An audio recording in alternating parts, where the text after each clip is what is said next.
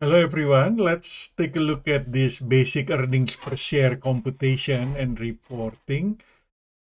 Income statement of the company shows that net income for the year is $14,000. Okay, and then income from discontinued operation, net of income taxes is $3,600. So net income is $14,000. Income from discontinued operation is $3,600. Okay. Included in net income, net of income taxes. Now, if a company has a discontinued operation, we need to show earnings per share for the overall, for the continued operation, and for the discontinued operation. Shareholders' equity information, end of year one, preferred stock is 8%, $100 par, $30,000, and common stock 10,000 par, $60,000. So the preferred stock has $100 par, and the common stock has $10 par. The dividend rate for the preferred stock is 8%. The number of shares is going to be 30,000 divided by 100, 300 shares for the preferred stock. I can take out the decimals. And then number of shares for the common stock is $60,000 divided by 10. There are 6,000 shares of the common stock. So the total is, well, it's already provided. 300 times 100 is 30,000, and 6,000 times 10 is 60,000. The total dividend for the preferred stock based on the rate is going to be 8% times $30,000 is $2,400. Okay, so the preferred dividend will be deducted here from the net income to get the net income portion that belongs to common shareholders. Okay, we have to take out the preferred stock for the preferred stockholders, the dividends for the preferred stockholders. So 11,600 will be our net income for the common shareholders. Okay, we have 3,600 income from discontinued operations. That means from before the discontinued operation, we have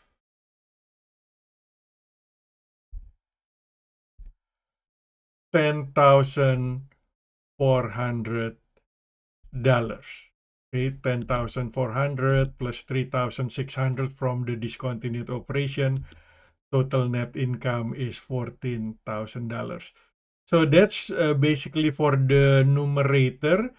Now let's take a look at the denominator, which is the weighted average shares outstanding. Okay. No preferred stock was issued or required during year one, so we don't have to worry about the number of preferred stock. Preferred dividends was declared during year one at the stated rate of 8%. So we know that the company is paying $2,400 for preferred dividends. A review of the common stock account shows that on January 1st, year one, 2,000 shares of common stock were outstanding. So the company start with 2,000 shares. Okay. On April 1st, 500 shares of common stock were issued for cash. So the next transaction, stock transaction, is in April. Okay, 500 here. So that means during January, February, and March, there is no stock transaction. So no issuance.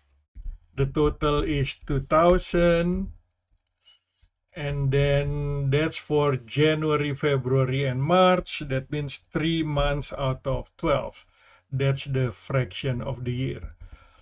Beginning of April, we continue with 2000, and then the company issued, that's not dollar. Okay, and then the company issued 500 shares on April 1st. Okay, and then the next transaction is on June 1st stock split. So during April, May, that is 2 months.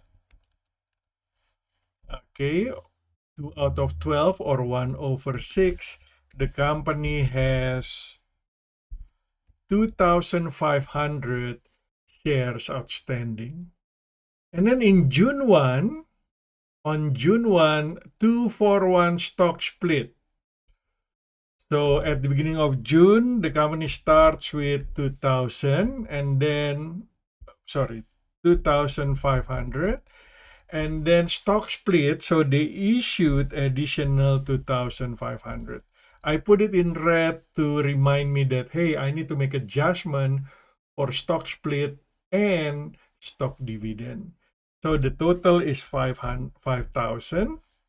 And that's for June, July, August, September, October. That's 5 months out of 12 months. Okay. Why through October? Because on November 1st, 1,000 shares of common stock were issued. So November, there is an issuance of 1,000 shares. The company started beginning November with 5,000. Okay, so total is 6,000 shares. Okay. Now, this stock split makes us, it requires adjustment moving backward through the beginning of the year. This is 2-to-1. So that means we have to multiply the April through May period by 200%. Okay, assuming that those stocks are split as well. And then the January through March period, we have to multiply by 200%. Okay, so the adjusted number is going to be 2,000 times 2, 4,000. 2,500 times 2, 5,000 shares. No adjustment is needed for June through October period because that's when the stock split happened. And no adjustment for November, December period. Okay, that's 6,000 shares for November and December, 2 out of 12. Okay, and then I always check that the total here is 1 or the whole year. Okay, good. So then we can calculate the equivalent amount or the weighted amount, 1,000, 833.33, 2,083.33, and 1,000 shares. When we add all those numbers, we get 4,916.67 shares. That's the weighted average common shares during the year. Okay, now the basic earnings per share is the net income for the common shareholders as the numerator, and 4,916.67 shares as the denominator. So we can calculate the basic earnings per share is 2.36. Okay, now it depends on the requirement. Maybe you wanna round it up to 4,917, 4,917. Okay, that's possible. It doesn't really change the 2 decimal basic earnings per share there. Okay, now GAAP requires us to report in the income statement or the notes to financial statements earnings per share calculated using income before the discontinued operation, income for the discontinued operation, and the net income. Okay, income before discontinued operation is 10,400, and then there is an income from discontinued operation 3,600, and then when we combine those, we have net income of $14,000. Okay, now the preferred stock dividend needs to be deducted from the income before discontinued operation. So let's put the, oops, it's already negative, 2,400 here, because this net income is a combination of this and this. So we don't want to do it twice here. So we do it, we take out the preferred stock dividends from the income before discontinued operation. Okay, 8,000, that's pretty much 3,600.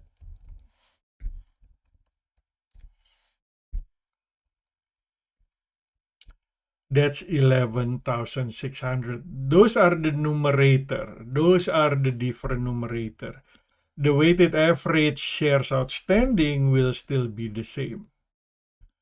Okay, 4917, 4917, 4197. If it's rounded, if not, you can use 4916.67. So basic earnings per share can be calculated for different income. Okay. So you see that the income before discontinued operation is 1.63. Income from discontinued operation is 0.73. And from net income, the basic earnings per share is 2.36, which is this plus that. Okay, so that's how we prepare the calculation for basic earnings per share using this information, including how to calculate the weighted average common shares outstanding with one, what was that, stock split, with the stock split. And then how to present our basic earnings per share when there is a portion of discontinued operations. Thank you for watching.